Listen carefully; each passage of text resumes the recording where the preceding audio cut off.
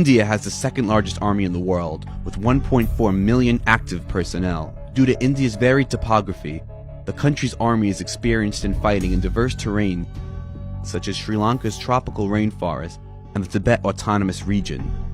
In order to upgrade its combat forces, India is undergoing a multi-billion-dollar program called FINSAS, Future Infantry Soldier as a System. The goal, to turn India's army into a networked and modern infantry by 2020. India's drive to upgrade their army reflects on its budget. In 2017, India spent $52.5 billion of its budget on defense. That's 2.6% of the country's GDP. India is set to spend $65.4 billion in 2020 and become the world's fourth biggest spender, behind the US, China, and Russia. India's Air Force is mainly composed of aging Cold War-era legacy fighters. However, the country has manufactured its own fourth-generation fighter, the HAL Tejas, and ordered 36 Rafale fighter jets to modernize its fleet. The Army Aviation Corps is another vital part of the Indian Air Force. It operates attack helicopters to provide strong logistical support to the Indian Army in isolated and intricate battlefields like the Siachen Glacier. The Indian Navy is led by their massive aircraft carrier, the INS Vikramaditya. Purchased from Russia, the ship has gone through years of refitting and is now in operation.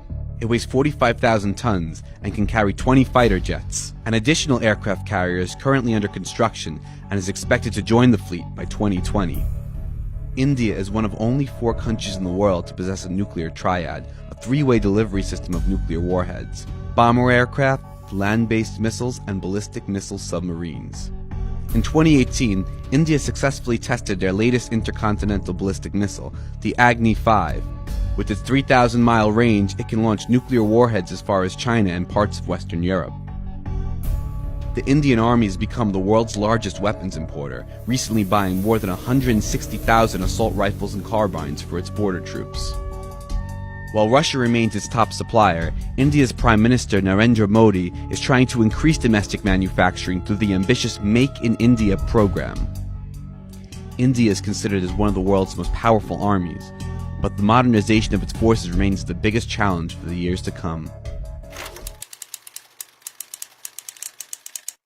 India's Prime Minister Narendra Modi is trying to increase domestic manufacturing through the ambitious Make in India program. India is considered as one of the world's most powerful armies, but the modernization of its forces remains the biggest challenge for the years to come.